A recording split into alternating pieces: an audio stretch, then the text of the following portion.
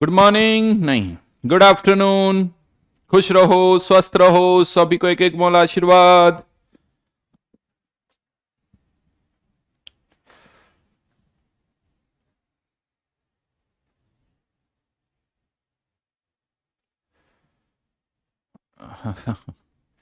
Sir, आपकी book market में launch हो गई। बेटा, मैंने तो नहीं की यार। वैसे मेरे नाम से हो सकती है, बट मैंने नहीं की।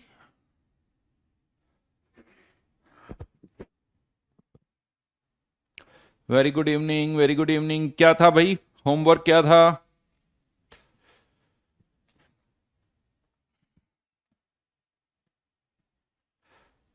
शीट डिस्कशन में क्या दिया था?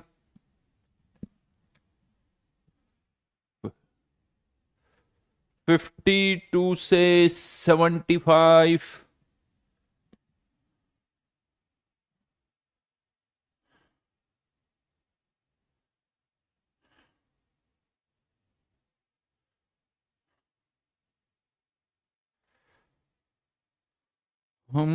संचित बेटा, थोड़ा सा मुश्किल तो है यार, लेकिन देखो जो बेस्ट हो सकता है, कॉन्फिडेंस रखो अपने आप पे, अच्छा होगा।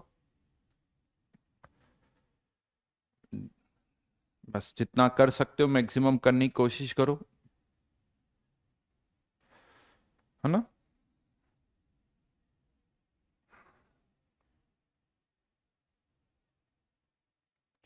चलो जी, इलेक्ट्रोकेमिस्ट्री में बोलिए डाउट्स। O1 के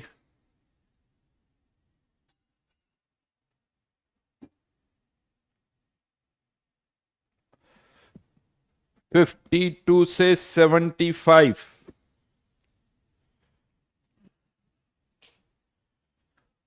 52 में ही डाउट है।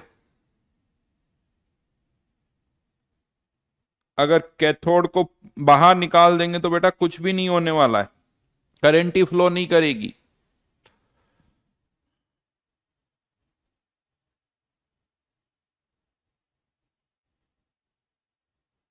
ठीक है, बिल्कुल संचित करो, हो जाएगा हो जाएगा। थोड़ा सा मुश्किल होती है, लेकिन हो जाएगा। फाइट करते रहो। 60 तक किसी को कोई डाउट?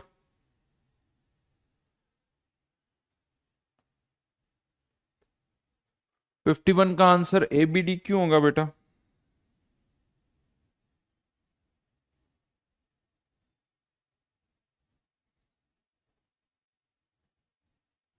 अमन, क्यों 51 का आंसर ABD होगा? कैन बी यूज्ड केवल कलकत्ता में यूज कर सकते हैं, बाकी नहीं यूज कर सकते। Question number 57।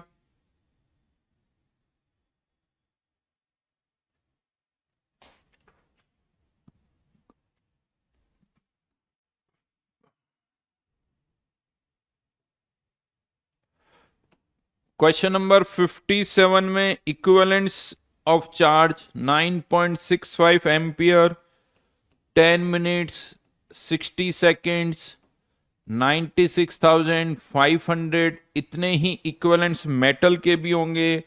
मेटल का मास कितना है? 3 divided by equivalent weight of metal. ये मेटल के इक्विवेलेंट्स, ये चार्ज के इक्विवेलेंट्स, इक्वेट कर दो, खत्म। नेक्स्ट।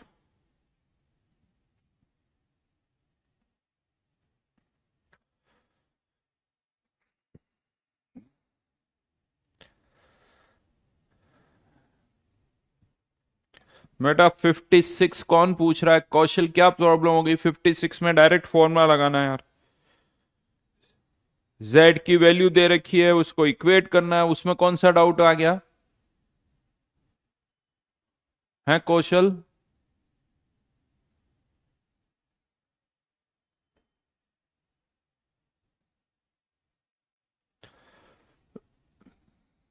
शुभांकर बेटा, 58 में डाउट है तो फिर कुछ भी मत करो। चलिए आगे बढ़ते हैं। 66, 67।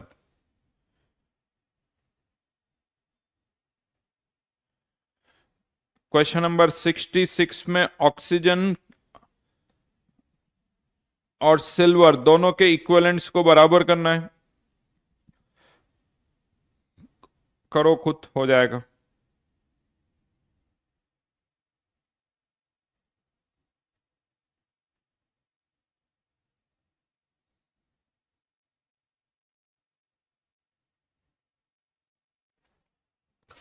क्वेश्चन नंबर 67 Mn3O4 से बन रहा है MnO4 2 माइनस। इस रिएक्शन में कितने इलेक्ट्रॉन इन्वॉल्व है? Mn को बैलेंस किया 3, ऑक्सीजन को बैलेंस करना है तो 12 और 4, तो यहां पर 8H2O, तो इधर 16H प्लस 16 में से यानी 10 इलेक्ट्रॉन, तो इसका एन फैक्टर हो गया 10। बस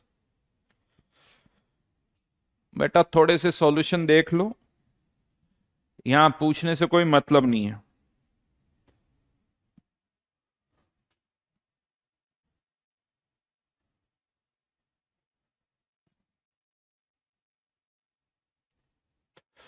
अमन बेटा Cl आयन जो सॉल्ट ब्रिज होता है वो दोनों चेंबर में डूबा हुआ होता है, उसे जाने की जरूरत नहीं है। जैसे डिप करोगे सॉल्ट ब्रिज को, वहां Cl आयन तो दोनों तरफ होंगे सॉल्ट ब्रिज में।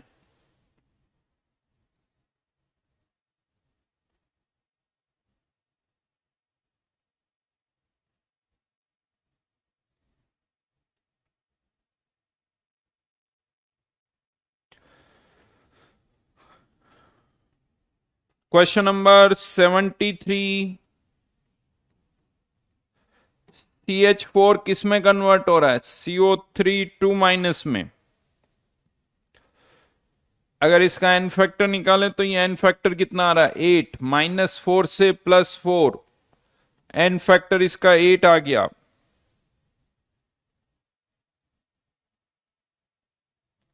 राइट, हमें क्या करना? It is used to power a car with 80 ampere for 0.96 hours. तो 80 एम्पियर 0.96 आवर्स, आवर्स में इतने मिनट्स, उसमें इतने सेकंड्स, डिवाइडेड बाय 96,500।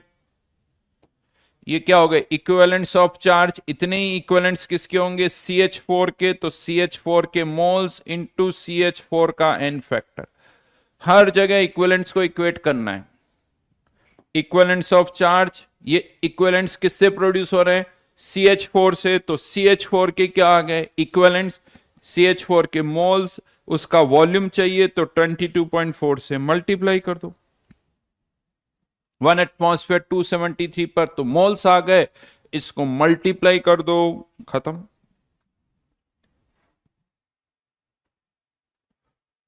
बेटा रिडॉक्स पढ़ो। How do you write the equation Saptanshu? Redox reactions पढ़ो, बहुत बेसिक चीज है ये।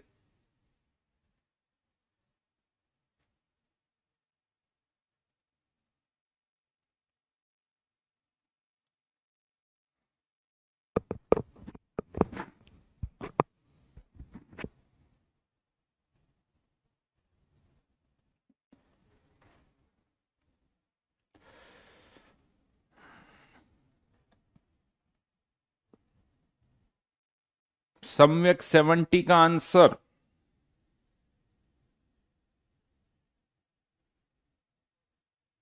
पीएच बढ़ती है क्या या पीएच कम होती है?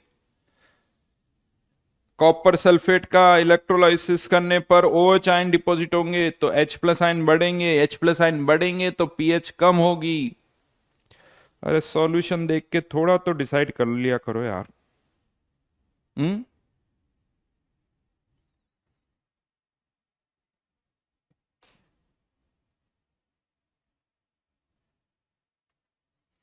बेटा शुभांकर करो वो, और कुछ नहीं हो सकता। चलिए डन। 75 तक दिए थे।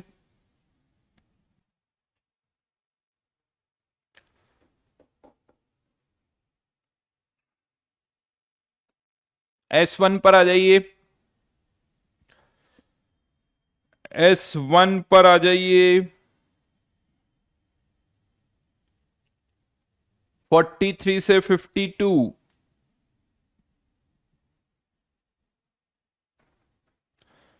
43 से 52,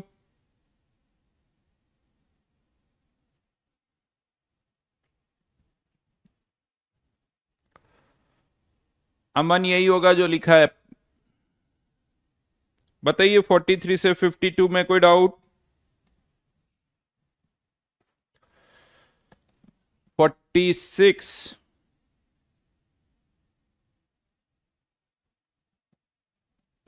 सॉल्यूशन देख लो बेटा, सॉल्यूशन देख लो।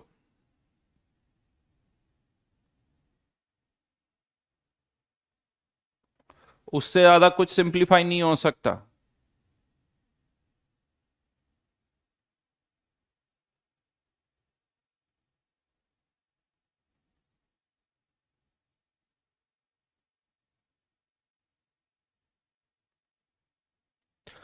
फोर्टी सेवन में भी यही करना है।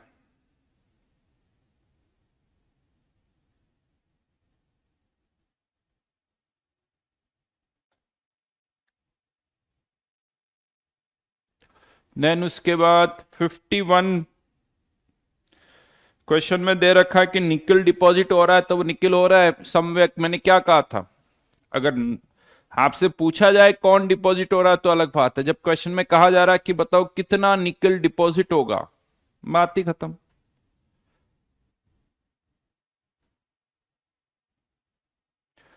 राइट, तो क्वेश्चन नंबर 51 और 52 इंटरेस्टिंग क्वेश्चन है। 52 देखा आप लोगों ने? क्वेश्चन नंबर 52 में कहा जा रहा है कि निकल के ही इलेक्ट्रोड है, निकल का ही सॉल्यूशन है, तो प्रोसेस इलेक्ट्रो रिफाइनिंग का या इलेक्ट्रोप्लेटिंग का होगा, तो निकल आयन या सॉल्यूशन में जितने भी आयन्स हैं उन सबकी कंसंट्रेशन में कोई चेंज नहीं होगा। तो ये जो बाकी का डेटा दे रखा है इसकी कोई जरूरत ही नहीं है, क्योंकि निकल जितना डिसॉल्व होगा उतना ही वापस डिपॉजिट होगा। तो इसीलिए क्वेश्चन नंबर 52 में आंसर कंसंट्रेशन पहले भी 2m थी, बाद में भी 2m ही रह गई। बिल्कुल सही, एक ही क्वेश्चन है केस 3 का।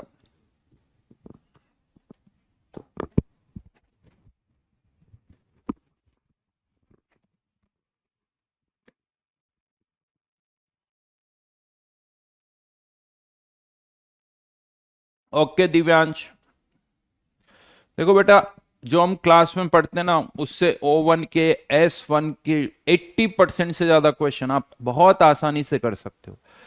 ढंग से सुनो, क्लास में क्या बोला जा रहा है उसको ढंग से सुनो, इजीली कर सकते हो आप।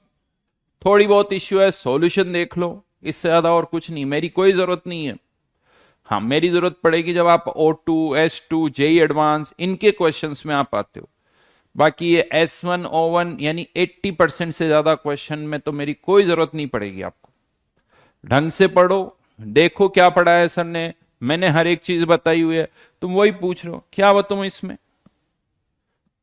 हर जगह मैंने इक्विवेलेंट्स को बराबर किया है, यहां इक्विवेलेंट्स को बराबर किया है, यहां इक्विवेलेंट्स को बराबर किया है, हर जगह वही लिखा है मैंने, कुछ भी नया नहीं किया मैंने।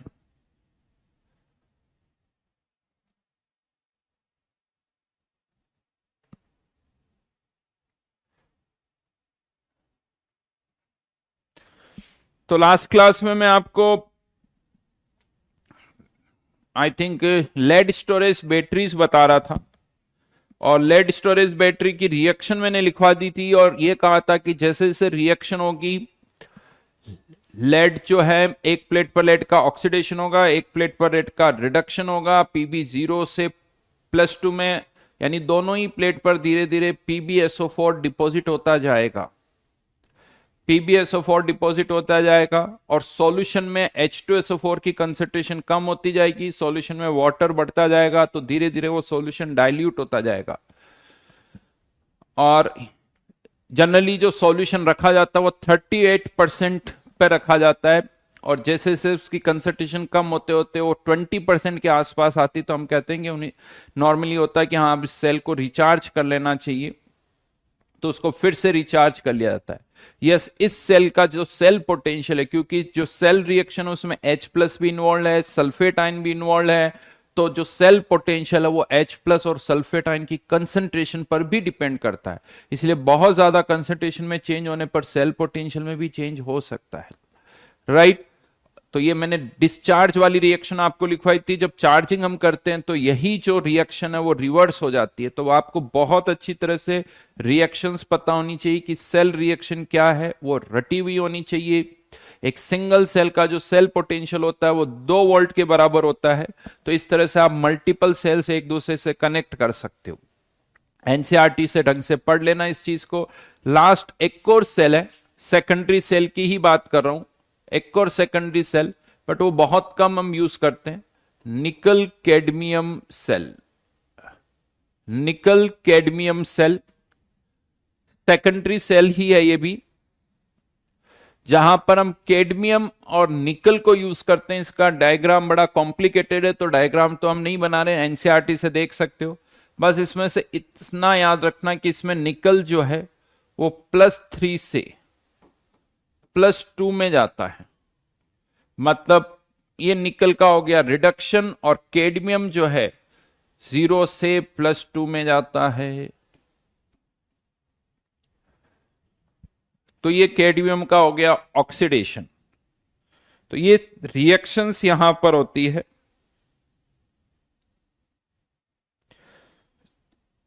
सेल रिएक्शन है, यहां पर पता हो किसका रिडक्शन हो रहा है, किसका ऑक्सीडेशन हो रहा है, वो हमें यहां पर पता होना चाहिए। ओवरऑल रिएक्शन क्या होगी वो आप देख सकते हो, एनसीईआरटी में डायग्राम भी दे रखा है।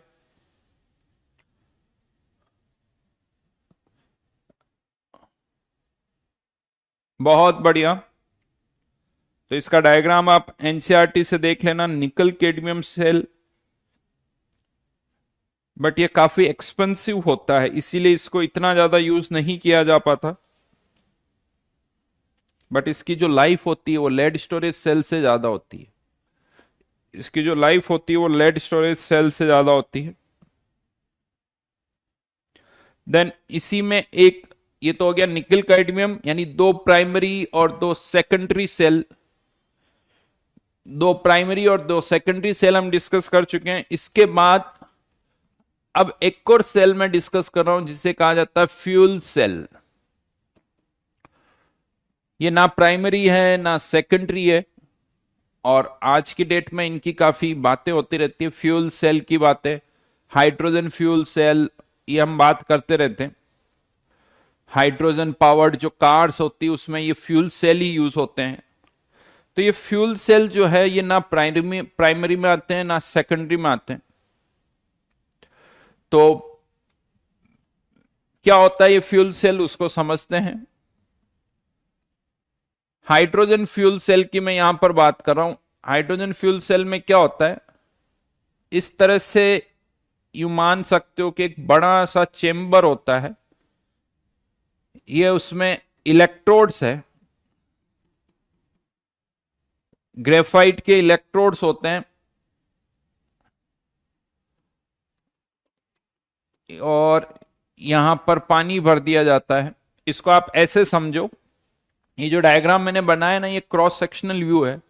इमेजिन करो आप जिस रूम में बैठे हुए हो, आप जिस रूम में बैठे हुए हो उसकी लेफ्ट और राइट साइड की जो वॉल्स है वो ग्रेफाइट के इलेक्ट्रोड्स है।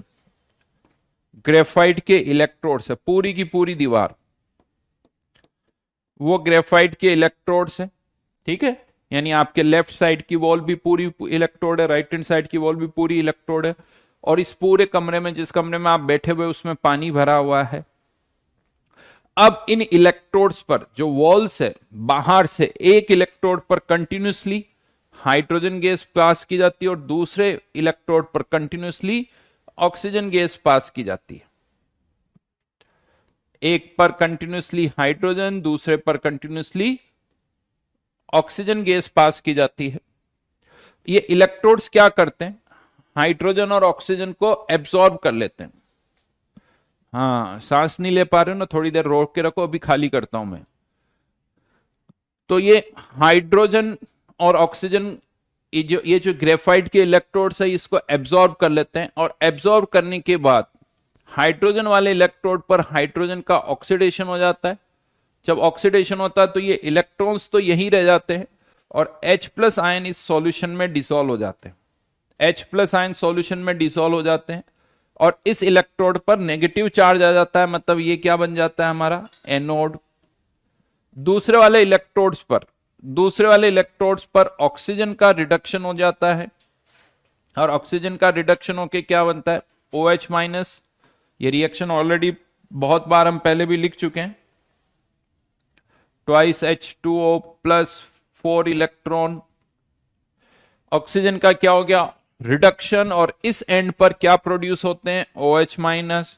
और एक तरफ से H प्लस आयन, दूसरी तरफ से जब OH आयन प्रोड्यूस होते हैं तो आपस में कंबाइन होकर ये क्या बना लेते हैं वाटर।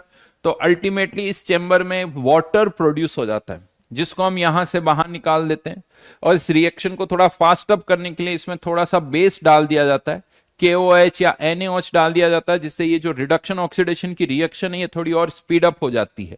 वो स्पीड अप क्यों होती है उस पर अभी नहीं जाना है, हमें बस सेल रिएक्शन पता होनी चाहिए। तो ओवरऑल रिएक्शन अगर यहां पर लिखें, अगर मैं यहां पर इन दोनों को भी ऐड जब कर रहे हैं तो यहाँ 4 इलेक्ट्रॉन है, इसको 2 से मल्टीप्लाई कर दो तो ये भी 4 हो जाएगा, ताकि इलेक्ट्रॉन्स कैंसिल आउट हो जाए। Overall reaction 2H2 plus O2 converting into twice H2O। ये ओवरऑल रिएक्शन हो गई। एक तरह से देखा जाए तो क्या हो रहा है, हाइड्रोजन का कंबशन हो रहा है, और इससे हम क्या प्रोड्यूस कर रहे हैं करंट प्रोड्यूस कर रहे हैं। तो इसे कहा जाता है फ्यूल सेल। फ्यूल सेल आप इसे कह सकते हो, यानी करंट हम प्रोड्यूस कर रहे हैं हाइड्रोजन के थ्रू। देखो मैं आपको बताऊं, आप लोगों ने थोड़ा सुना होगा, एक होता thermal power plant. Thermal power plant जो होता है ना, उनमें भी कंबशन ही होता है, और वहां पर भी इलेक्ट्रिसिटी प्रोड्यूस की जाती है। बट वहां जो इलेक्ट्रिसिटी प्रोड्यूस की जाती है वो इससे अलग होती है। इसका कॉन्सेप्ट अलग है, थर्मल पावर प्लांट का कॉन्सेप्ट अलग है। थोड़ा सा हिंट देता हूं आपको, थर्मल पावर प्लांट में क्या होता है, जो भी ये कोल होता है या इस तरह की गैसेस जो होती है, ज्यादातर तो कार्बन बेस्ड होते हैं, कोयला बेस्ड, तो उनको बर्न किया जाता है। उनको जब बर्न किया जाता है तो उससे हीट प्रोड्यूस होती है, और जो हीट प्रोड्यूस होती है उससे क्या किया जाता है, जो पानी होता है ना उसको स्टीम में कन्वर्ट किया जाता है। और जब वो पानी स्टीम में कन्वर्ट होता है तो स्टीम को टरबाइन के ऊपर से पास किया जाता है, जिससे टरबाइन रोटेट करते हैं, और टरबाइन रोटेट करने से इलेक्ट्रिसिटी यानी करंट प्रोड्यूस होती है। राइट, ये तरीका होता है, यानी स्टीम यूज होती है अच्छी खासी, पानी ज्यादा अच्छा खासा यूज होता है, पानी को स्टीम में कन्वर्ट किया जाता है। लेकिन यहां ऐसा नहीं हो रहा है। यहां पर भी अल्टीमेटली देखा जाए तो रिएक्शन तो H2 प्लस O2 से H2O ही बन रहा है, बट यहां स्टीम प्रोड्यूस नहीं हो रही, पानी प्रोड्यूस वेपराइज नहीं करना पड़ रहा है। अल्टीमेटली एज ए प्रोडक्ट यहां पर क्या बन रहा है H2O, और इससे करंट प्रोड्यूस होती है। अच्छी बात क्या है, ये जो फ्यूल सेल्स होते हैं, इन फ्यूल सेल्स की एफिशिएंसी बहुत ज्यादा होती है, 70% के आसपास। That is the biggest advantage. कि नॉर्मली जो हम ना हमारे जो पेट्रोल डीजल के जो इंजन्स होते हैं ना, कार में बाइक्स में जो हम यूज करते हैं, इन पेट्रोल या इंजन्स की जो एफिशिएंसी होती है अराउंड 30% होती है, बट जो फ्यूल सेल होता है इसकी एफिशिएंसी जो है वो बहुत ज्यादा होती है। फर्स्ट टाइम पता है इसको कहां यूज किया गया था, अपोलो स्पेसक्राफ्ट पर। वहां पर इसको यूज किया गया था, और वहां पर तो इसका डबल एडवांटेज था। डबल एडवांटेज क्या था, एक तो इससे करंट भी प्रोड्यूस हो रही थी, और दूसरा जो पानी प्रोड्यूस हो रहा था H2O उसको भी यूज किया गया। राइट, सुन रहे हो, मेरी आवाज आ रही है ये सब? हाँ कौशल, आवाज आ रही क्या मेरी?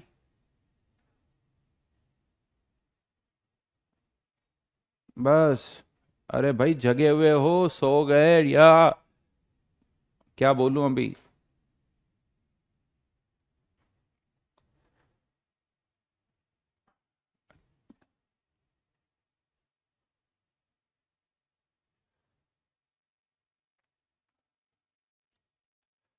इलेक्ट्रिक कार्स काफी एफिशिएंट होती, 1-1.5 रुपए पर किलोमीटर का एक्सपेंस आता है इलेक्ट्रिक कार्स में, यानी बहुत सस्ती होती है पर किलोमीटर 1 या 1.5 रुपए में। जबकि यही पेट्रोल डीजल कार जो होती है 7-8-10 रुपए पर किलोमीटर होता है। कौन सा अपोलो? अरे अपोलो स्पेस क्राफ्ट बेटा, और कौन सा अपोलो?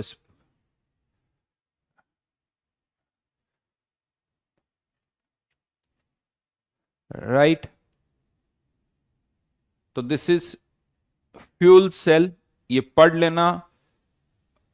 क्वेश्चन मुझे लगता है कि यार इन पर क्वेश्चन जेई मेंस और जेई एडवांस में आने चाहिए, उतने नहीं आ रहे जितने आने चाहिए, बट मुझे लगता है कि हाँ अच्छी खासी प्रोबेबिलिटी है कि इन पर क्वेश्चंस आए।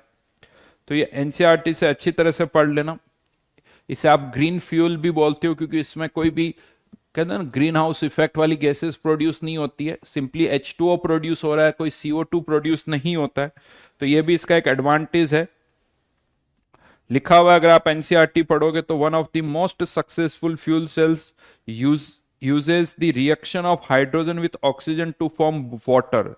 The cell was used for providing electrical power in the Apollo space program.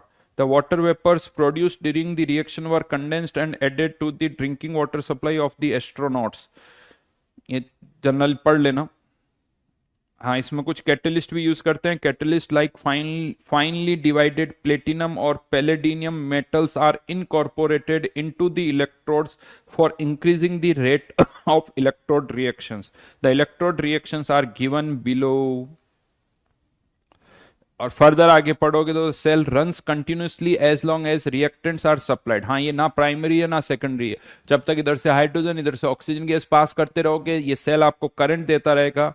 Further लिखा हुआ fuel cells produce electricity with an efficiency of about 70% compared to the thermal plants whose efficiency is about 40%. There has been tremendous progress in the development of the new electrode materials, better catalyst electrodes, and increasing the efficiency of the fuel cell. These have been used in automobiles on an experimental basis. Fuel cells are pollution free and in view of their future importance, a variety of fuel cells have been fabricated and tried.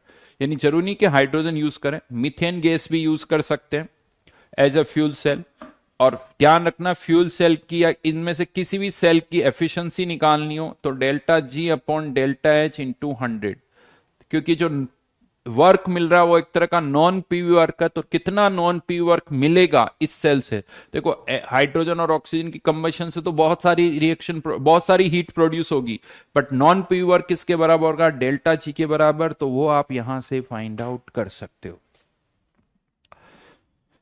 बेटा problem यह है कि हमारे पास सस्ती hydrogen नहीं available है, hydrogen बहुत costly है। और दूसरा, इस तरह के फ्यूल सेल्स इलेक्ट्रोड्स बनाने में कॉस्ट काफी लगती है, तो वो जो कार की कॉस्ट है वो बहुत ज्यादा हो जाती है, वो यहाँ प्रॉब्लम आती है। बट अदरवाइज एफिशिएंसी जो है इसकी ज्यादा है और अच्छी खासी रिसर्च। प्रॉब्लम यह है कि जितने भी फ्यूल्स हम यूज करते हैं ना डेली लाइफ में, पेट्रोल, डीजल, केरोसिन, ये सब अर्थ में से निकाला जाता है, ज्यादा से ज्यादा फिल्ट्रेशन किया जाता है, बनाते नहीं है। प्रॉब्लम यह है कि अर्थ में से हाइड्रोजन गैस नहीं निकलती, तो फिर हाइड्रोजन प्रोड्यूस कैसे करें? तो H2O से पहले आपको हाइड्रोजन और ऑक्सीजन को अलग करना होगा, और उसमें अच्छी खासी एनर्जी चली जाती है, इसीलिए हाइड्रोजन की कॉस्ट बहुत ज्यादा होती है।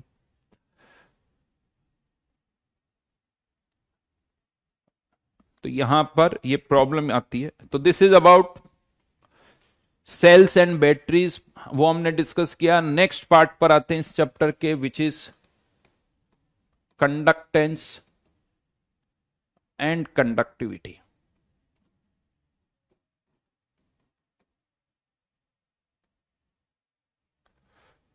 Conductance and conductivity.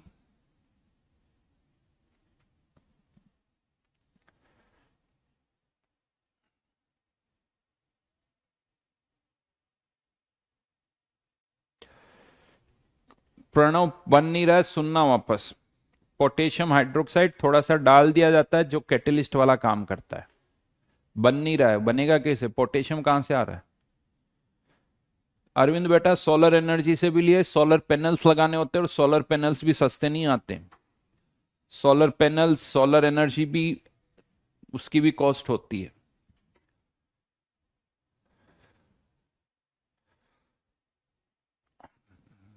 Solar energy ठीक है रिन्यूएबल अच्छी बात है, बट सोलर पैनल्स को मेंटेन करने में अच्छी खासी कॉस्ट आती है।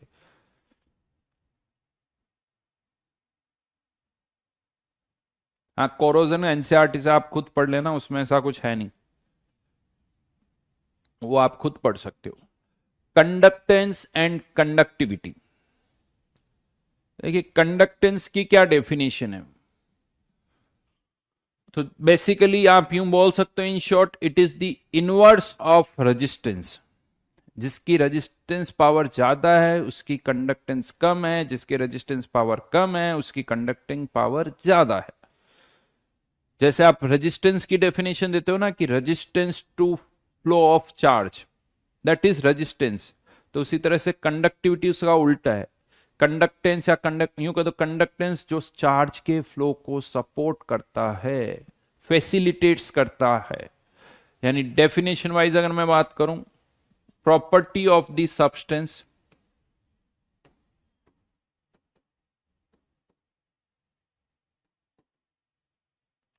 which facilitates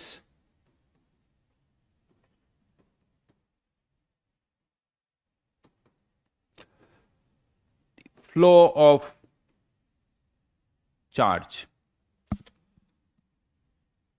जो चार्ज के फ्लो को सपोर्ट करे उसी को हम कहते हैं कंडक्टेंस। मैथमेटिकली आपको मैं बता दूं, ये जो कंडक्टेंस है इसको हम जी से रिप्रेजेंट करते हैं।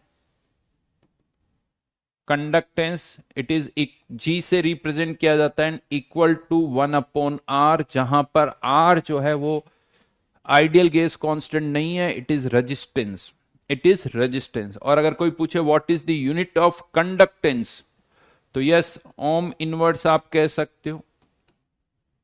यूनिट्स की अगर मैं बात करूं, ओम इनवर्स चाहो तो ऐसे लिखो या फिर ऐसे भी लिख सकते हो, लेकिन यहां पर पता है इसकी एक और यूनिट MHO भी लिख दिया जाता है।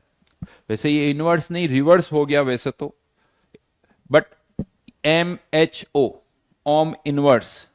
लेकिन सबसे ज्यादा जो हम यूज करेंगे वो है साइमंस, SEIMEN, शॉर्ट में S लिख दिया जा सकता है इसको S।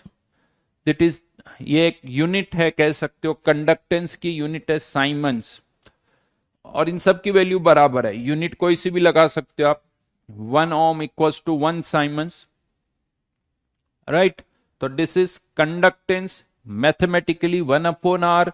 यानी फिजिक्स में जैसे आप एक टर्म डिफाइन करते हो रेजिस्टेंस, हर एक वायर के लिए आप रेजिस्टेंस भी डिफाइन कर सकते हो और हर एक वायर के लिए कंडक्टेंस भी डिफाइन कर सकते हो। अगर किसी भी वायर का आपको रेजिस्टेंस पता है, इन्वर्स कर लो, उस वायर की क्या पता चल जाएगी, कंडक्टेंस पता चल जाएगी। ऑब्वियसली जिसका रेजिस्टेंस ज्यादा है उसकी कंडक्टेंस कम होगी, ठीक है। तो ये तो बात होगी कंडक्टेंस। अब आगे बढ़ने से पहले मैं आपको बताऊं, ये जो चार्ज कंडक्ट होता है ना, ये दो तरह से कंडक्ट होता है। चार्ज जो हम दो तरह से कंडक्ट करते हैं, दो तरीके कौन से हैं चार्ज कंडक्ट करने के, राइट जस्ट अ मिनट। एक सॉल्यूशन के थ्रू भी हम चार्ज कंडक्ट कर सकते हैं। सॉल्यूशन में चार्ज कौन कंडक्ट करता है, आयंस, और एक वायर में चार्ज कौन कंडक्ट करते हैं इलेक्ट्रॉन्स। तो चार्ज दो तरह से कंडक्ट होता है, इलेक्ट्रॉन्स के थ्रू और आयंस के थ्रू। तो यहां पर अगर हम बात करें, लिखो एक line, there are two types of conductance.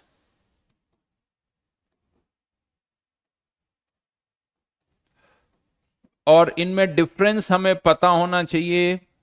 तो क्या डिफरेंसेस है उसकी बात करेंगे। तो एक आता है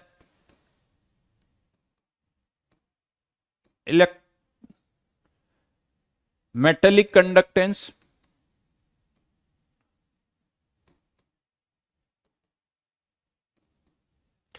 और दूसरा आता है electrolytic conductance.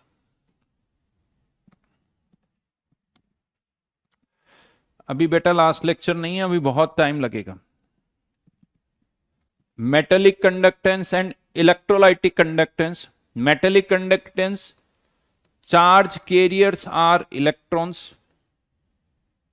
Carriers are electrons, electrons charge carry करते हैं। एंड इलेक्ट्रोलाइटिक कंडक्टेंस की अगर हम बात करें तो चार्ज कैरियर्स आर आयंस।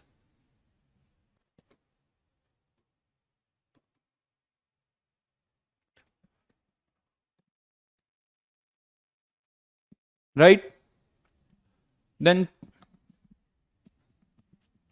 अब इसके कारण और भी कुछ डिफरेंसेस जनरेट हो जाते हैं।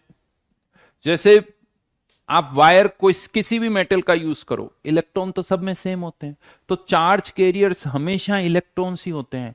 लेकिन सॉल्यूशन में NaCl का सॉल्यूशन है तो charge carrier Na+Cl ion, KNO3 है तो K प्लस और नाइट्रेट आयन, यानी चार्ज कैरियर्स यहां पर बदलते हैं, यहां पर चार्ज कैरियर्स वही रहते हैं।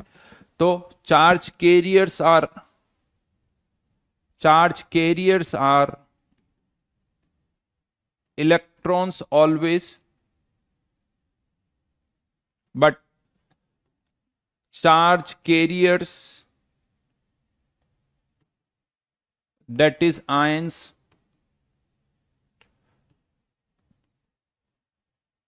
change with solution, सॉल्यूशन के साथ वो बदलते रहते हैं। सॉल्यूशन बदल दिया तो चार्ज कैरियर्स भी बदल जाएंगे।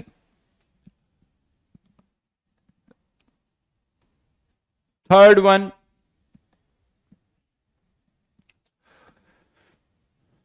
ये यूं कह सकते हो आप कि सबसे इंपॉर्टेंट डिफरेंस यही है, ये सबसे हाईलाइटेड डिफरेंस है जिसको अच्छी तरह से याद रखना। इफेक्ट ऑफ टेम्परेचर, टेम्परेचर बढ़ाने पर एक वायर की जो मेटेलिक कंडक्टेंस है कम होती है, यानी वायर का रेजिस्टेंस बढ़ता है। As temperature increases conductance decreases, जबकि यहां पर जैसे जैसे आप टेम्परेचर बढ़ाओगे कंडक्टेंस बढ़ेगी। As temperature increases conductance also increases. ऐसा क्यों हो रहा है यहां पर? तो यहां पर तो क्या होता है कि टेम्परेचर बढ़ाने पर जो वायर होता है ना उसमें इलेक्ट्रॉन का रैंडम मोशन बढ़ जाता है, नंबर ऑफ कॉलिजन्स बढ़ जाते हैं, इसीलिए कंडक्टेंस जो है वो कम हो जाती है। लेकिन इन केस ऑफ सॉल्यूशन जब आप टेम्परेचर बढ़ाते हो तो आयंस की स्पीड बढ़ जाती है, जिसके कारण कंडक्टेंस भी बढ़ जाती है।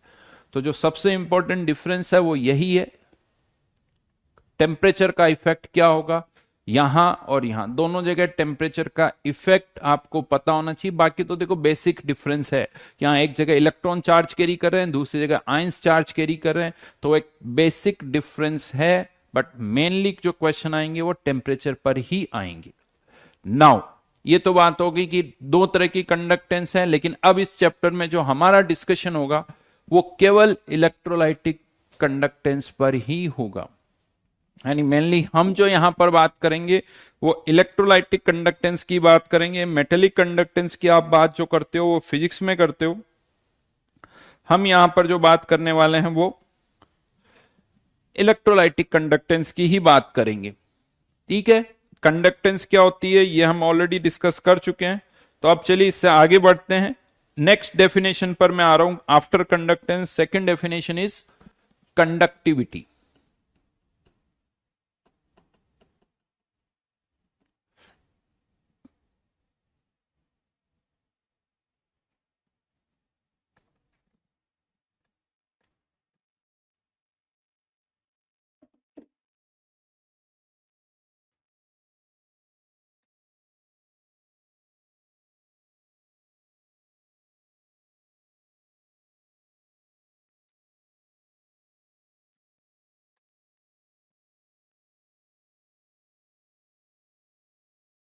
लेफ्ट साइड में कंडक्टेंस कम होगी, राइट साइड में कंडक्टेंस बढ़ेगी। अब देखो इस टॉपिक को ढंग से सुनना। ये अगेन कह सकता हूं मुझे इसको पढ़ाने में बहुत मजा आता है। इस चैप्टर को, कंडक्टेंस वाले पार्ट को क्यों बहुत मजा आता है? क्योंकि इसमें बहुत सारी छोटी छोटी चीजें हैं जो समझ में नहीं आती। बहुत बार ये होता है कि इस चैप्टर में हम क्या कर रहे हैं कोई डायरेक्शन ही नहीं क्लियर होती कि यार ये क्यों कर रहे हैं। ऐसा लगता है कुछ एक नई टर्म डिफाइन कर रहे हैं लेकिन उसका पर्पस नहीं पता होता, तो उसमें कंफ्यूजन रहता है। तो बहुत ढंग से सुनना जो मैं बता रहा हूं और बहुत सारे छोटे छोटे पॉइंट्स हैं जो अच्छे अच्छों को नहीं पता होते हैं, वो बताऊंगा, देख लेना।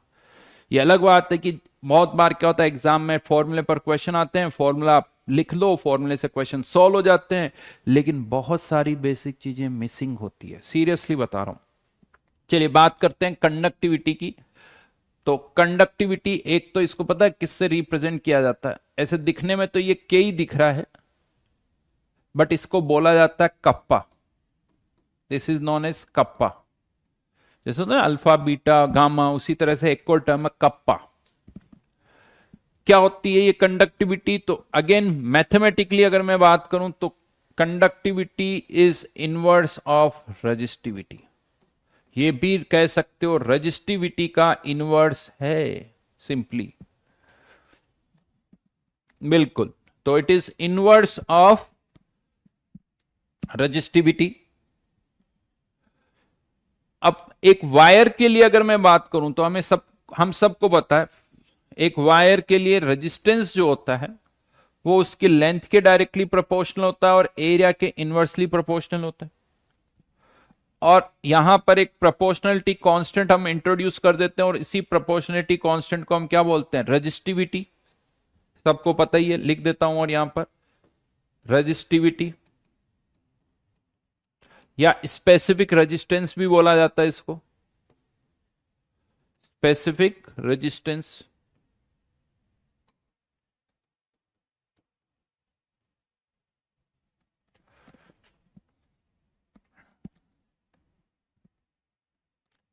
तो resistance is directly proportional to resistivity या equals to resistivity into L upon ए।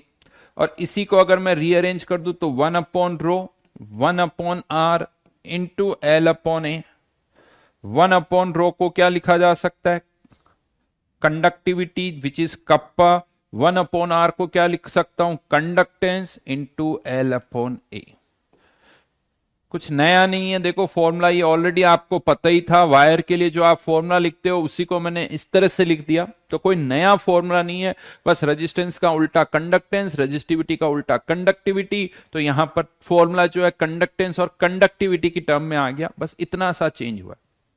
लेकिन अब यहां पर ये जो फॉर्मूला हमने लिखा है, एक वायर को इमेजिन करते हुए लिखा कि अच्छा एक वायर का जो रेजिस्टेंस होगा उसकी लेंथ के डायरेक्टली प्रोपोर्शनल, एरिया के इनवर्सली प्रोपोर्शनल। लेकिन अब हम यहां पर ये जो फॉर्मूला यूज करने जा रहे हैं वो तो एक सॉल्यूशन के लिए करने जा रहे हैं।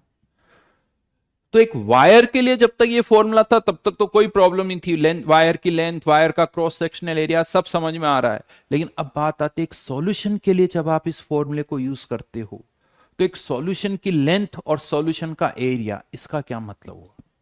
यानी यहां पर ये लेंथ और एरिया का क्या मतलब होगा?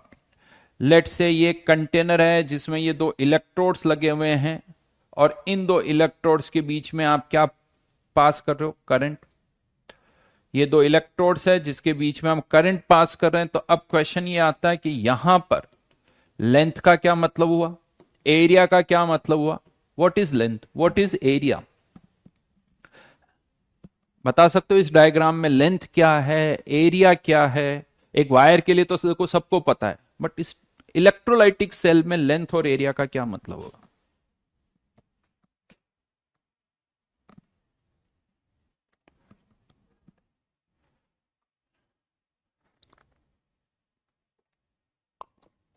अविरल, लेंथ ऑफ इंटरफेस या इंटरफेस का तो एरिया होता होगा मेरे हिसाब से।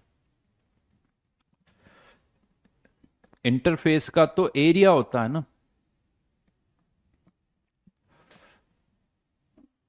पूरा लिखो बेटा। लेंथ बिटवीन द इलेक्ट्रोड्स, किसी का कहना है कि इलेक्ट्रोड्स के बीच की डिस्टेंस लेंथ है, किसी का कहना है कि इलेक्ट्रोड्स की लेंथ लेंथ है। हर्षित का कहना एरिया मतलब outside area of the electrodes, मतलब इलेक्ट्रोड्स का सरफेस एरिया, ऐसा? तो केवल एक का या दोनों का? लेंथ ऑफ वायर अविरल कौन सी, बाहर वायर की लेंथ या अंदर इलेक्ट्रोड्स की लेंथ? नवदीप का कहना डिस्टेंस बिटवीन इलेक्ट्रोड्स। पीकेएस का कहना cross sectional area of the electrodes. PKS यार, क्रॉस सेक्शनल एरिया मतलब अगर दोनों सिलेंड्रिकल शेप में हो तो बताओ क्रॉस सेक्शनल एरिया क्या होगा। सिलेंड्रिकल शेप में है दोनों ही इलेक्ट्रोड्स तो क्रॉस सेक्शनल एरिया क्या होगा। ये इलेक्ट्रोड्स वाली वायर का क्या मतलब हुआ। बड़ी कंफ्यूजिंग लैंग्वेज नहीं बोल रहे हो विरल। प्रिया का कहना है कि L is length between the electrodes और A is cross sectional area of the electrodes. मुझे ये बताओ कि क्रॉस सेक्शनल एरिया क्या होगा अगर ये मान लो सिलेंड्रिकल शेप में ये दोनों इलेक्ट्रोड्स कुछ इस तरह से हैं, राइट, थोड़ा बड़ा बना दिया, इस तरह के दो इलेक्ट्रोड्स हैं।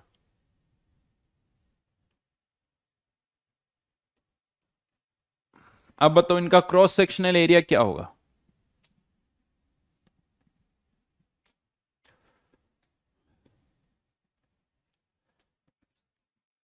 पाई आर स्क्वायर तो बॉटम का सरफेस एरिया हो गया भाई ऋषि। पाई आर स्क्वायर तो जो बॉटम पर सरफेस एरिया वो है। अच्छा, इसको काट दें आधा तो इस तरह से ऐसे करना चाहते हो ये वाला पार्ट विच इज 2R और ये H ऐसे, मतलब एक सिलेंडर को दो टुकड़ों में वर्टिकली तोड़ दें तो जो स्क्वायर सरफेस आएगी उसका एरिया ऐसा।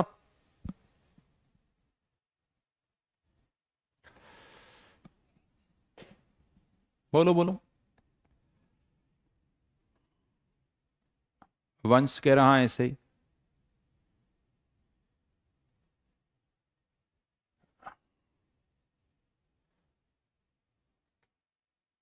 एरिया डिप्ड इन सॉल्यूशन, बेटा कौन सा कितना एरिया डिप्ड इन, इसका क्या एरिया लूं वो तो बताओ। एरिया डिप्ड तो चलो पूरा ही डिप है मान लो, पूरा ही डूबा हुआ है लेट्स से, बस।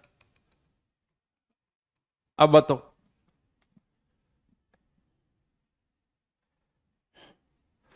हॉरिजेंटली कट कर दो।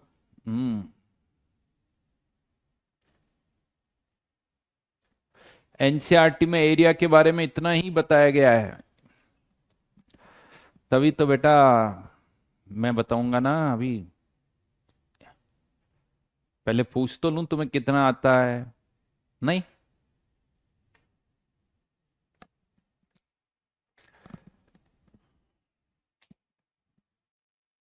Projected area, area that can overlap on other electrodes without moving. ये क्या भाई, area that can overlap on other electrodes without moving, इस लाइन का क्या मतलब होगा। खैर अब रहने दो, छोड़ो। तो आप लोगों की जानकारी के लिए मैं बता दूं, दिमाग मत लगाओ। ये जो फॉर्मूला हम यहां यूज कर रहे हैं ना वो इस सेल के लिए एप्लीकेबल ही नहीं है। इस सेल के लिए ये फॉर्मूला है ही नहीं। तो आपको कौन सा सेल इमेजिन करना है वो बताता हूं। तरीका यही है बट सेल की इमेज जो है वो थोड़ी अलग होगी। यहां पर आप ऐसे दो इलेक्ट्रोड्स इमेजिन करो, दो प्लेट्स है ये एक मेटल प्लेट है और ऐसी ही एक और मेटल प्लेट इसके पैरेलल हमने रख दी। ये एक और मेटल प्लेट है इसी के पैरेलल। ये जो मेटल प्लेट्स हैं इनका एरिया जो है वो कितना है A, और ये जो मेटल प्लेट्स है वो प्लेन पैरेलल प्लेट्स हैं, ये प्लेन पैरेलल प्लेट्स।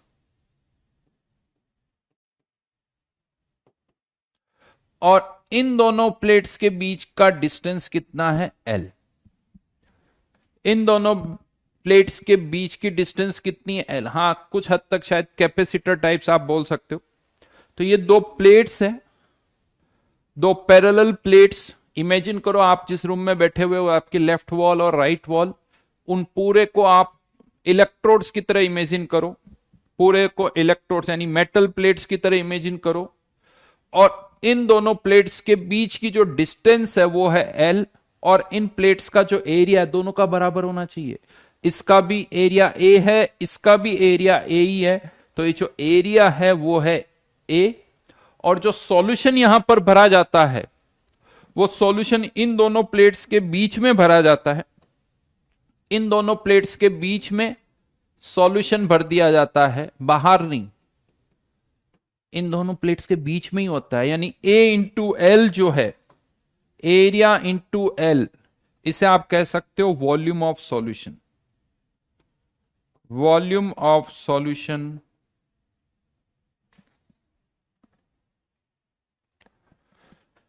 अब मैं इसको ज्यादा भी, मेरे पास कुछ ऑब्जेक्ट्स नहीं है, बट इसको ऐसे समझना कि एक बॉक्स लो, आप इमेजिन करो एक बॉक्स लिया आपने छोटा सा, राइट, उसके ऊपर का ढक्कन हटा दो, उसके ऊपर का ढक्कन हटा दो। कोशिश करता हूं कुछ बनाने की।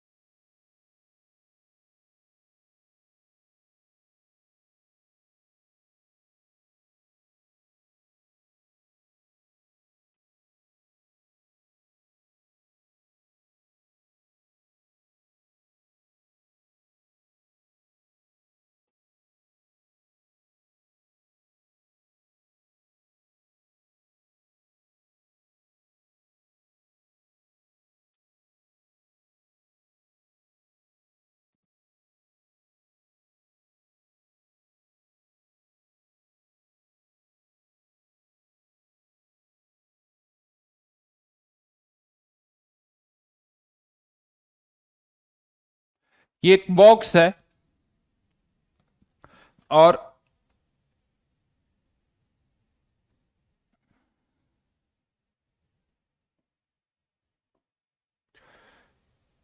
इस तरह से इमेजिन करो कि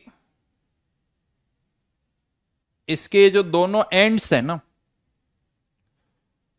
इन दोनों एंड्स पर ये प्लेट्स हमने रख दी। ये इस एंड पर भी एक प्लेट और इस एंड पर भी एक प्लेट रख दी। ये मेटल प्लेट्स को इस तरह से इमेजिन करो कि ये क्या है, मेटल प्लेट्स है।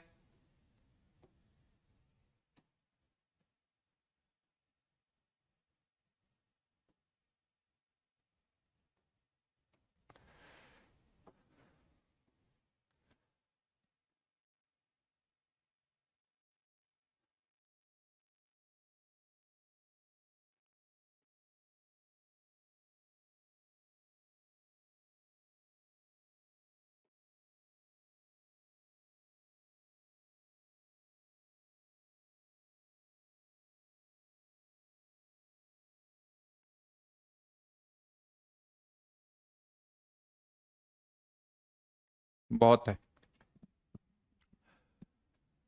राइट।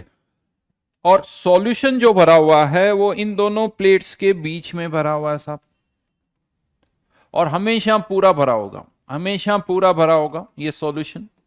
और ये जो मेटल प्लेट्स है ये आपकी बन गई इलेक्ट्रोड्स, एक हो गया एनोड, एक हो गया कैथोड, जिसको आप किसी से कनेक्ट कर सकते। समझ में आ गई मेरी बात? तो ये जो बीच में सॉल्यूशन भरा हुआ है A into L, which is volume of solution. और ऐसा कभी नहीं कि सॉल्यूशन आधा भरा होगा तो क्या करेंगे, हमेशा सॉल्यूशन पूरा भरा होगा। अगर आधा भरा हुआ तो हमें नहीं पता फॉर्मूला क्या होगा, पूरा ही भरा होगा। तो यहां पर अब आप कह सकते हो कि ये जो डिस्टेंस आप देख रहे हो एल, ये इलेक्ट्रोड्स के बीच की डिस्टेंस, और ये इसका जो एरिया है दैट इज ए। हमेशा इसी तरह के सेल से आप इमेजिन करोगे तब जाके समझ में आएगी बातें। हाँ, आप ऐसा सेल बना सकते हो, आप चाहो तो ऐसा सेल भी बना सकते हो, लेकिन ये जो फॉर्मूला हम यूज कर रहे हैं वो इस तरह के सेल के लिए एप्लीकेबल नहीं है, वो इसी तरह के सेल के लिए एप्लीकेबल है। डायग्राम अच्छा लग रहा है नहीं? सुंदर सा बड़ा गोल्ड की तरह शाइन करता हुआ, नहीं? क्या आज नींद में हो सब लोग तुम? कितनी क्लास है तुम्हारी आज? थक गए क्या? कोई बातें नहीं, कोई कमेंट नहीं, चुपचाप? अच्छा, अमित ने मेरे को 11 आउट ऑफ 10 दिया है।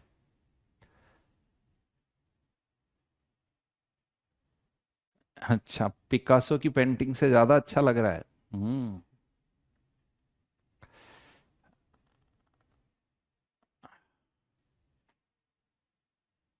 अच्छा। ओके। सप्तांशु कह रहा, sir we are hearing hearing you very carefully.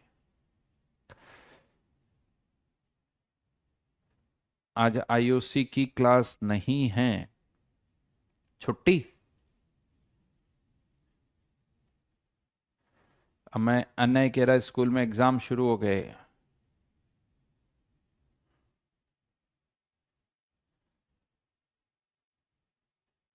चलो वापस अब इस पर आते हैं, ठीक है? तो यहां पर इवन ये थोड़ा समझ में आ गया। और दूसरी चीज, L/A, किसी भी सेल के लिए इसको बोला जाता है cell constant. This is known as cell constant. और इसको कभी कभी G स्टार से भी लिख दिया जाता है। इसको कैसे लिखा जाता है? G star, which is cell constant. अब अगर मैं यहां पर यूनिट्स की बात करूं, कंडक्टिविटी की यूनिट्स क्या होगी? तो G इंटू L/A।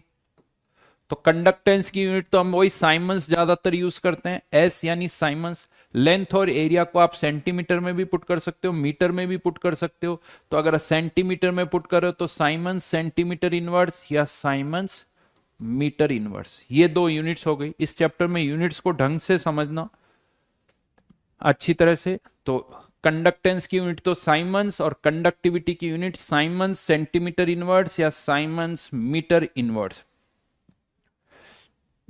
बस बस, अब तारीफ और मत करो यार, इससे ज्यादा नहीं झेल पाऊंगा। एक दिन का डोज पूरा हो गया, अब कल के लिए भी चाहिए होती है। हाँ। तो दिस इज कंडक्टिविटी। अब यहां पर एक और प्रॉब्लम होती है। एक वायर के लिए तो मैं बहुत आसानी से समझ में आ जाता है कि कब रेजिस्टेंस चेंज होगा, कब रजिस्टिविटी चेंज होगी। अच्छा, बता सकते हो एक वायर की अगर मैं लेंथ बदल रहा हूं, एक वायर की अगर लेंथ बदल दी तो क्या उसकी रजिस्टिविटी बदलेगी या रेजिस्टेंस बदलेगा? वायर की लेंथ बदलने पर रजिस्टिविटी चेंज होगी या रेजिस्टेंस चेंज होगा? जल्दी से बताओ। या एरिया बदलने पर रजिस्टिविटी चेंज होगी या रेजिस्टेंस चेंज होगा? रेजिस्टेंस चेंज होगा। तो रजिस्टिविटी कब चेंज होगी? रजिस्टिविटी कब चेंज होगी एक वायर के लिए?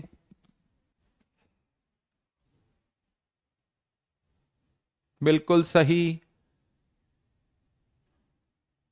या तो आप वायर ही बदल दो तो रजिस्टिविटी चेंज होगी, या फिर टेम्परेचर बदल दो, यानी मटेरियल बदल दो या टेम्परेचर बदल दो। या यूं कह दो, अगर कोई अलॉय है, अगर कोई अलॉय है तो उस अलॉय की कंपोजिशन को बदल दोगे, मतलब एक तरह से मटेरियल बदल गया।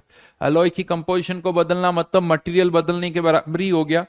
तो मटेरियल बदल दो यानी, या फिर टेम्परेचर बदल दो, तो रजिस्टिविटी चेंज होगी। अदरवाइज रजिस्टिविटी में कोई चेंज नहीं होगा।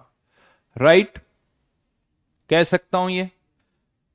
हाँ, अलॉय वाला केस भी याद रखना। जैसे अगर किसी अलॉय की कंपोजिशन को बदल रहे हो तो भी एक तरह से वायर ही बदल गया, और वायर बदल जाएगा तो भी रजिस्टिविटी बदल जाएगी। अब क्वेश्चन ये आता है कि ये जो फॉर्मूला हम यहां लिखते हैं ना, अगर मैं आपसे पूछूं यहां पर अगर मैं लेंथ चेंज कर रहा हूं तो क्या चेंज होगा, कंडक्टेंस या कंडक्टिविटी? एक, यहां पर अगर मैं लेंथ चेंज कर रहा हूं तो कंडक्टेंस चेंज होगी या कंडक्टिविटी चेंज होगी, बताओ? एक सॉल्यूशन की लेंथ चेंज करती, मतलब डिब्बा बड़ा ले लिया तो लेंथ चेंज होगी, या मतलब लेंथ चेंज करने पर कंडक्टेंस चेंज होगी या कंडक्टिविटी?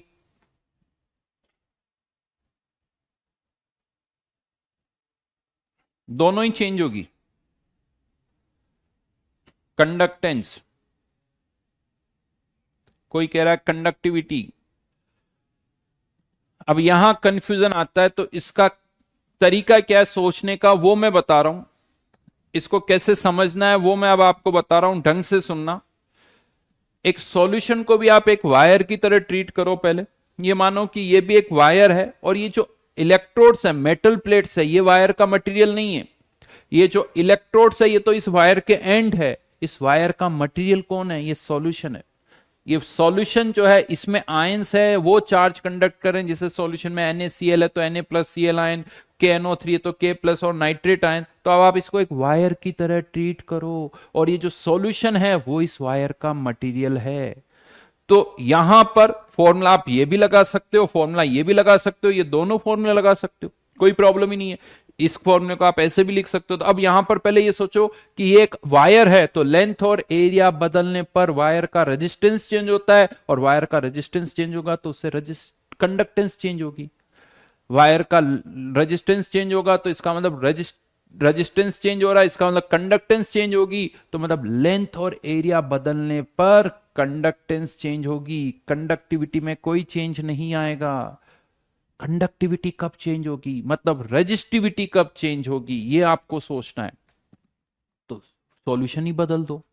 NaCl के बजाय KNO3 का सॉल्यूशन ले लो तो रेजिस्टिविटी बदल जाएगी, रेजिस्टिविटी बदलेगी तो कंडक्टिविटी भी बदलेगी। यानी सॉल्यूशन बदलने पर कंडक्टिविटी बदलेगी। एक टेम्परेचर बदल दो तो भी कंडक्टिविटी बदल जाएगी। यस।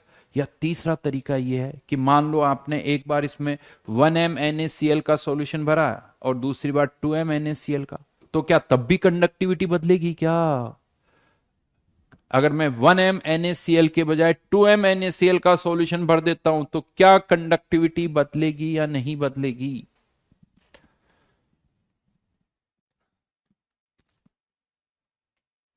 हाँ या ना? NaCl 1m उसकी जगह 2m NaCl, क्या कंडक्टिविटी बदलेगी? यस। एक तरह से ऐसे सोचो कि ये वाटर प्लस NaCl का अलॉय है। ये एक अलॉय है वाटर प्लस NaCl का, और आपने उस अलॉय की कंपोजिशन को चेंज कर दिया, और कंपोजिशन को चेंज करोगे तो रेजिस्टिविटी बदलेगी तो कंडक्टिविटी भी बदलेगी। यानी कंडक्टिविटी जो है, ऑब्वियसली बात है, सॉल्यूशन किसका उस पर तो डिपेंड करेगी, साथ में इस पर भी डिपेंड करेगी कि उस सॉल्यूशन की कंसंट्रेशन क्या है। तो यहां पर मैं लिख सकता हूं conductivity is independent of length and area but depends on concentration of solution। देखो ये तो अंडरस्टूड है कि टेम्परेचर बदलने पर कंडक्टिविटी बदलेगी, अंडरस्टूड है। ये भी अंडरस्टूड है कि जब आप सॉल्यूशन ही बदल दोगे तब भी कंडक्टिविटी बदलेगी, इसमें कोई डाउट नहीं है। हाँ, बट मेनली पॉइंट ये है कि अगर आयंस की कंसंट्रेशन बदल जाएगी तो भी कंडक्टिविटी बदलेगी, और कंडक्टिविटी बदलेगी तो साथ में कंडक्टेंस भी बदलेगी। ऐसा नहीं कंडक्टेंस नहीं बदलेगी, देखो कंडक्टेंस तो कुछ भी करो बदलेगी,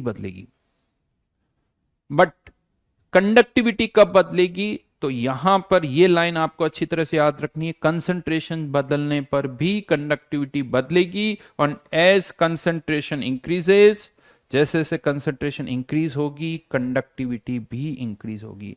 लॉजिक बड़ा सिंपल सा है, कंसंट्रेशन बढ़ेगी तो नंबर ऑफ आयंस बढ़ेंगे, नंबर ऑफ आयंस बढ़ेंगे तो कंडक्टिविटी भी बढ़ेगी। तो कंसंट्रेशन बढ़ने पर कंडक्टिविटी बढ़ती है।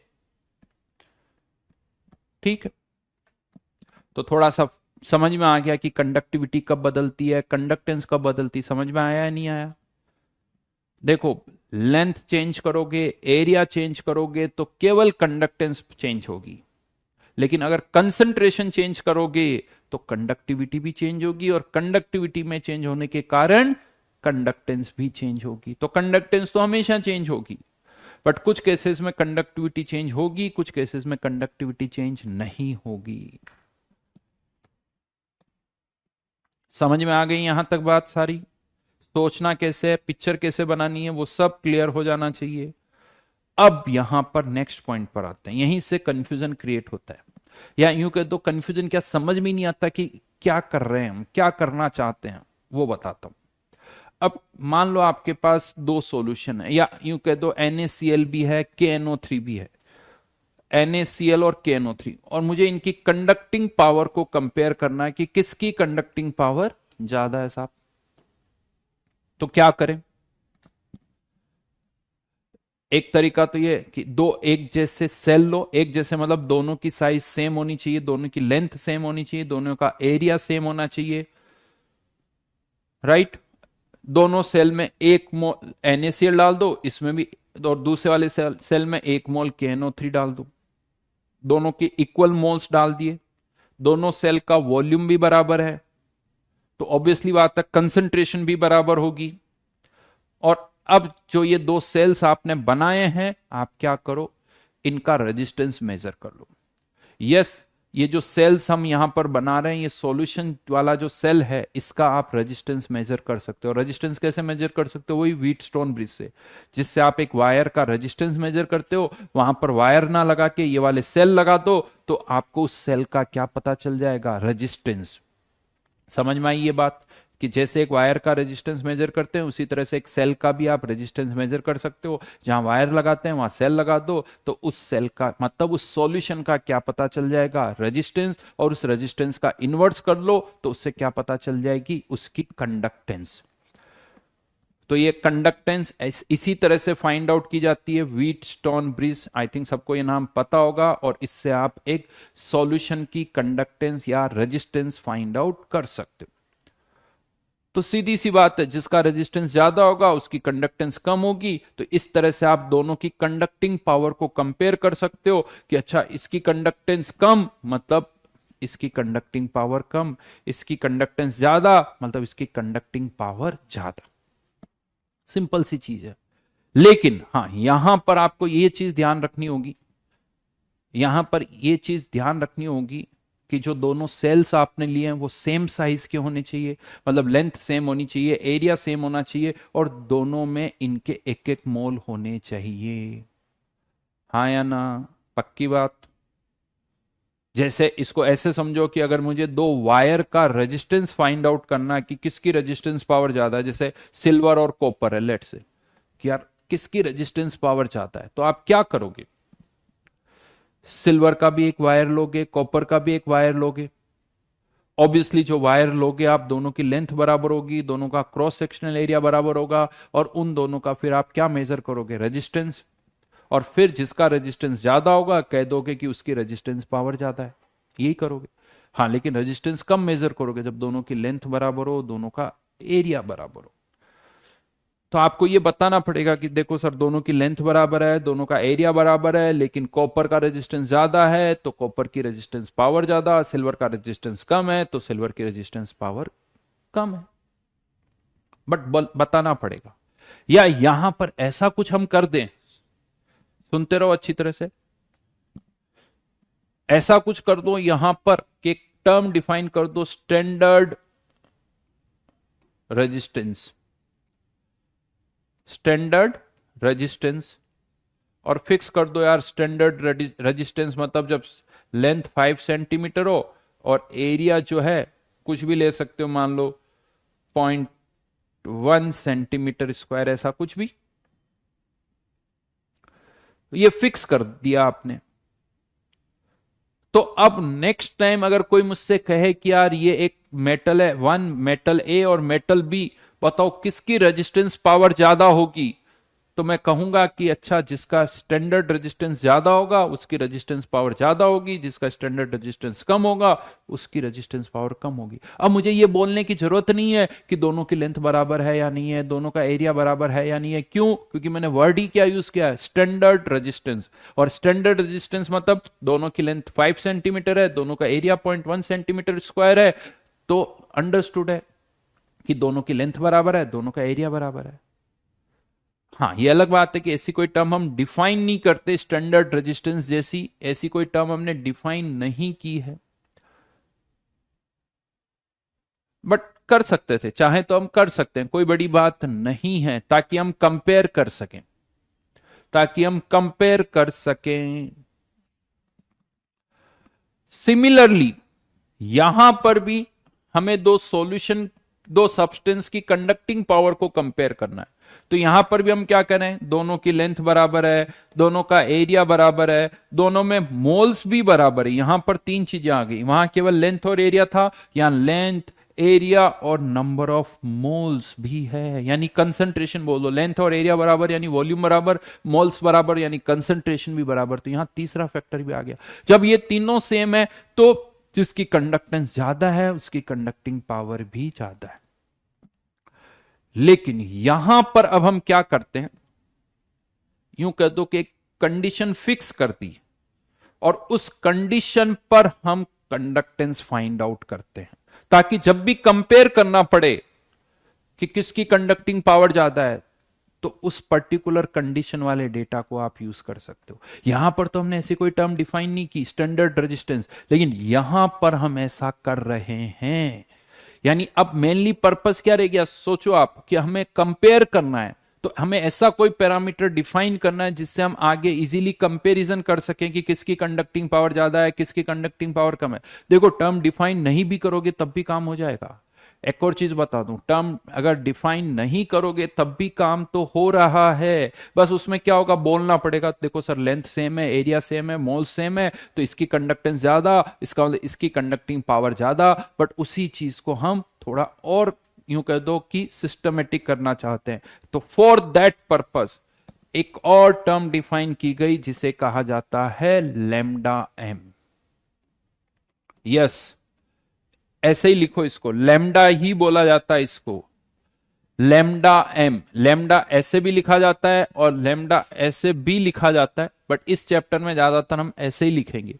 ऐसे लिख दो तो भी कोई प्रॉब्लम नहीं है, लैम्डा एम या lambda M.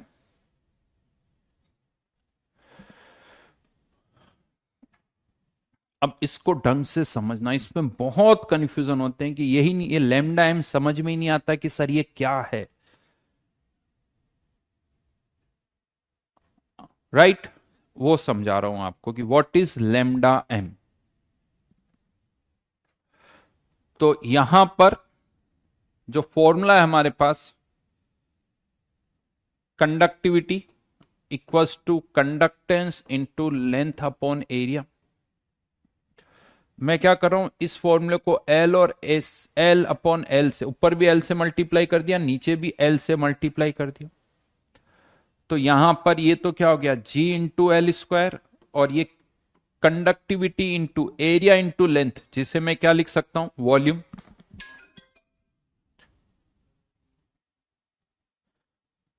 Area into length, उसे मैं क्या लिख सकता हूं, वॉल्यूम।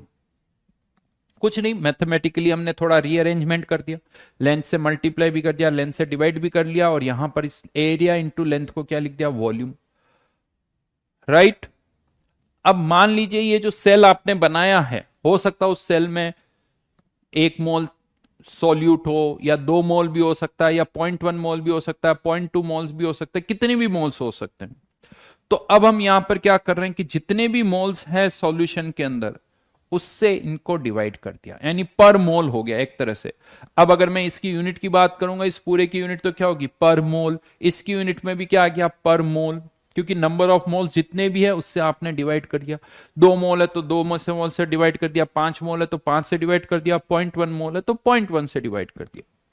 यानी एक तरह से एक टर्म डिफाइन हो गई विच इज पर मोल, और इसको हमने कह दिया लैम्डा एम। इसको क्या कह दिया, लैम्डा एम। यस, ये सब मैथमेटिकली हो रहा है, कोई डेफिनेशन नहीं लिखवाई मैंने लैम्डा एम की, क्योंकि अगर जैसे ही मैं डेफिनेशन लिखवाऊंगा मतलब फिर आपको कुछ समझ में नहीं आएगा। यस, और बुक्स में सबसे पहले इसकी डेफिनेशन होती है, कोई डेफिनेशन नहीं है। व्हाट इज लैम्डा एम, ये सामने दिख रहा है बस।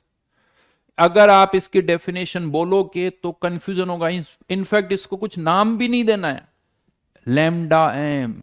हाँ, बुक्स में होता है वो नाम, मैं नहीं बोल रहा हूं, क्योंकि जैसे ही मैं नाम बोलूंगा फिर समझ में आना बंद हो जाएगा, फिर समझ में नहीं आएगी ये टर्म।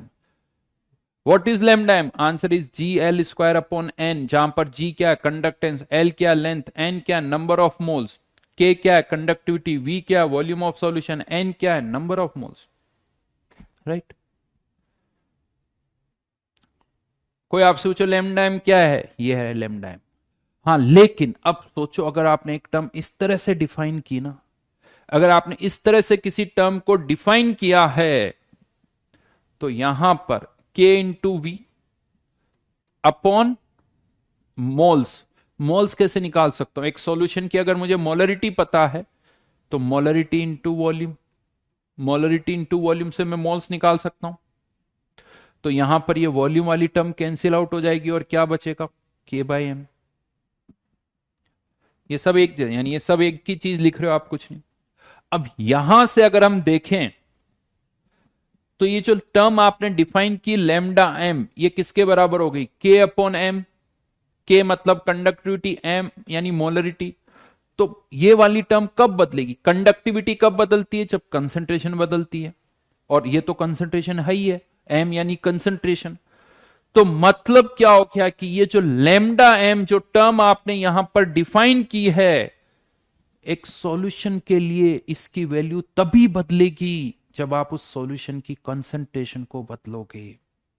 अगर आप सेल का लेंथ बदल रहे हो, सेल का एरिया बदल रहे हो, लेमडा एम में कोई चेंज नहीं होगा। मतलब लेमडा एम भी लेंथ और एरिया के इंडिपेंडेंट है, it depends only on concentration. हाँ, ऑब्वियस ही बात है, सॉल्यूशन बदलोगे तो बदलेगी, के बदल जाएगा तो भी बदलेगी, बट अदरवाइज लेंथ और एरिया बदलने पर, यानी it is independent of,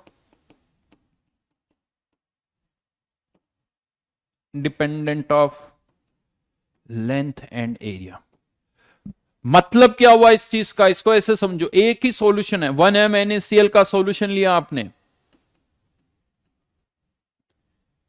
1m NaCl का सॉल्यूशन ले लिया, इसको आप अलग अलग तरह के सेल्स में भर दो, कोई छोटा सेल है कोई बड़ा सेल है, ऐसे बहुत सारे सेल्स ले लिए, किसी की लेंथ ज्यादा, किसी का एरिया ज्यादा, किसी का वॉल्यूम 5 लीटर, किसी का वॉल्यूम 10 लीटर, किसी का वॉल्यूम 15 लीटर।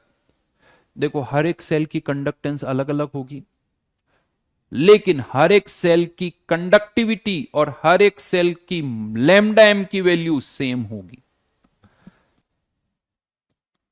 हर एक सेल की कंडक्टिविटी, हर एक सेल का लैम्डा एम, इसकी वैल्यू सेम आएगी। इनफैक्ट ये कह दो कि लैम्डा एम और कंडक्टिविटी, सेल का मत बोलो, सॉल्यूशन का बोलो।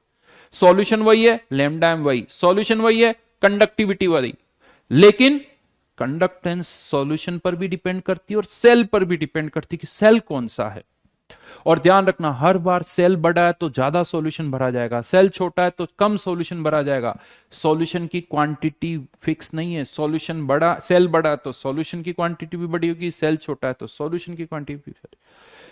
यानी कह सकते हो कि कंडक्टिविटी की वैल्यू वही रहेगी, लैम्डा एम की वैल्यू वही रहेगी, वो नहीं बदलेगी। हाँ, दोनों में डिफरेंस ये है कि कंडक्टिविटी का जो डेटा होता है वो पर मोल नहीं होता है, और लैम्डा एम का जो डेटा होता है वो पर मोल होता है, वो हमेशा पर मोल होता है। ये एक थोड़ा सा डिफरेंस है, यानी ज्यादा सॉल्यूशन होगा, सॉल्यूशन ज्यादा, यानी कंडक्टिविटी पर मोल नहीं होता, बट लैम्डा एम का जो डेटा होता है उसमें यूनिट्स में पर मोल वाली भी एक टर्म आती है।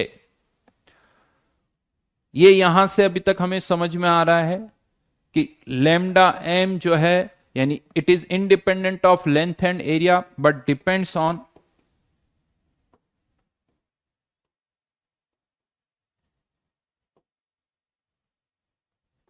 Concentration, right. लेकिन अब मुझे क्या लग रहा है कि मैं अभी इसको पूरा नहीं समझा पाऊंगा, और वापस मेरी भी क्लास है, वैसे आप लोगों की तो क्लास नहीं है, लेकिन आज मैं इसको यहीं पर रोक रहा हूं, क्योंकि अभी क्या मैंने बीच में थोड़ा स्टार्ट कर दिया ना तो कंफ्यूजन हो जाता है, फिर मजा नहीं आता। तो बस अभी तक इतना ध्यान रखो, लैम्डा एम किस पर डिपेंड करता है, किस पर नहीं करता है, कंडक्टिविटी किस पर डिपेंड करती है, किस पर नहीं करती, वो समझ में आया। अच्छा, चाहो तो एक चीज और लिख सकते हो, इसकी यूनिट्स, के की यूनिट्स क्या होती है, साइमंस, सेंटीमीटर इनवर्स। चलो ये भी बाद में लिखेंगे, अभी नहीं लिखेंगे, नेक्स्ट क्लास में लिखवाऊंगा इसको भी, इसकी यूनिट्स भी हम नेक्स्ट क्लास में लिखेंगे। तो होमवर्क दे देता हूं आज का, आई थिंक जेई मेंस में आप करोगे, जेई मेंस की एक्सरसाइज कुछ तो दिया था शायद मैंने, जेई मेंस में से दिया था क्या, कंडक्टेंस वाले क्वेश्चन को छोड़ के बाकी सारे क्वेश्चन कर लो। कुछ तो कर लिए थे यार, ऐसा लग रहा है, लेकिन चलो कोई नहीं, बहुत सारे क्वेश्चन है। क्योंकि इसमें अगर मैं क्वेश्चन देखूं तो बढ़ता जा रहा भाई, बढ़ता जा रहा। 47, 55, 59, 61।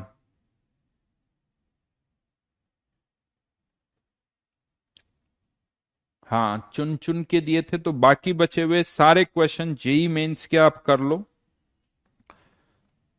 चलो, दो तीन क्वेश्चन जेई एडवांस के भी दे देता हूं।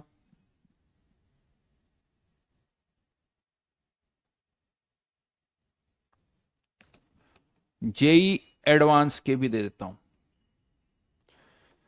21, 22,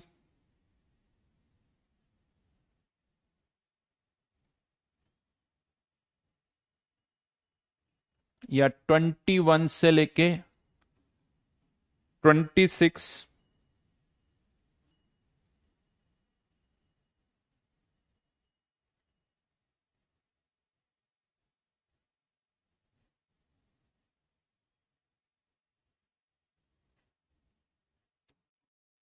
36,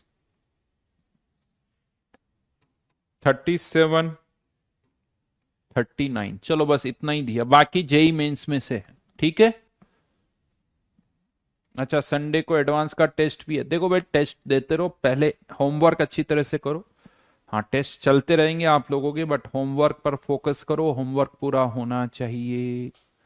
बेटा, हाउ मेनी मोर लेक्चर्स? तो अभी तो 2 लेक्चर लगेंगे, और इस चैप्टर में मैं पहले भी बता चुका हूं, पूछते ही रहते हो। अभी 2 लेक्चर तो इलेक्ट्रोकेमिस्ट्री में और लगेंगे। अभी कहाँ खत्म हुआ बेटा, अभी तो बहुत कुछ बाकी। कम से कम 2 लेक्चर चाहिए अभी। 2 में हो जाए तो बड़ी बात है, हो जाना चाहिए 2 में तो खैर। और जेई मेंस भी भाई, जेई मेंस लिख लेना, ध्यान रखना, ये नहीं कि जेई मेंस में नहीं दिया था। जेई मेंस में कंडक्टेंस को छोड़ के बाकी सारे क्वेश्चंस आप करोगे। इसके बाद हम करेंगे लिक्विड सॉल्यूशन, और लिक्विड सॉल्यूशन के बाद सरफेस केमिस्ट्री। लिक्विड सॉल्यूशन में 7 लेक्चर के आसपास लगेंगे, सरफेस में 4 या 5। दिवाली से पहले आपका कोर्स फिनिश। दिवाली से पहले कोर्स आपका कंप्लीट हो जाएगा, राइट। और थोड़े 10-12 दिन यूं कह दो, दिवाली वाली छुट्टियों में जो भी आपका छोटा मोटा बैकलॉग है वो टाइम मैं आपको दूंगा।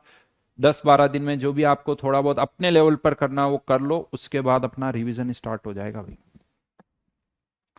रिवीजन स्टार्ट कर देंगे दिवाली के बाद, मतलब छुट्टियों के बाद, दिवाली की वेकेशंस के बाद। ठीक है, खुश? चलिए, बाय बाय बेटा। मैं मैं रिवीजन नहीं करवाता हूं थाईयन, पहले भी मैं बता चुका हूं रिवीजन में क्या होता है। रिवीजन में मैं केवल प्लान देता हूं, पढ़ना तुम्हें होता है। अब पढ़ाने वाला काम बंद। अब केवल तुम्हारे जो डाउट्स है वो बताऊंगा। अगर तुम्हें डाउट्स नहीं आ रहे तो कुछ नहीं बताऊंगा, अगर तुम्हें डाउट्स आएंगे तो बताऊंगा। और डाउट्स ये नहीं होने चाहिए कि सर ये चैप्टर समझ में नहीं आया, ऐसा कोई डाउट नहीं होता। और जो चैप्टर समझ में नहीं आया छोड़ दो, ये मैं पहले भी बता चुका। हाँ, 11th के चैप्टर्स और 12th दोनों का मैं आपको होमवर्क दूंगा, ये तुम्हें करना। और उसमें जो डाउट्स हैं वो तुम पूछ सकते हो, कि सर ये क्वेश्चन नहीं हो रहा, ये पूछ सकते हो, ये क्वेश्चन हो रहा है, ये नहीं हो रहा, वो पूछ सकते हो। तो वो मैं थोड़े बहुत, तो ये थोड़ा सा पार्ट करेंगे। हाँ, बीच बीच में कुछ क्वेश्चन पूछ सकता हूं, लेकिन उससे पूरा चैप्टर नहीं होता। क्योंकि फिजिकल केमिस्ट्री में देखो न्यूमेरिकल्स होते हैं, न्यूमेरिकल्स आप खुद करोगे तभी समझ में आएगा। मैं क्या पूछूंगा? फॉर्मूला पूछ लूंगा। इलेक्ट्रोकेमिस्ट्री में क्या पूछ लूंगा? अच्छा फॉर्मूला बताओ, इसका फॉर्मूला क्या होता है। लेकिन फॉर्मूले से थोड़ी काम चलता है कि मैंने पूछा फॉर्मूला, तुम्हें याद है तो काम हो जाएगा। क्वेश्चन करने पड़ते ना, तो क्वेश्चन करोगे तो ही होगा।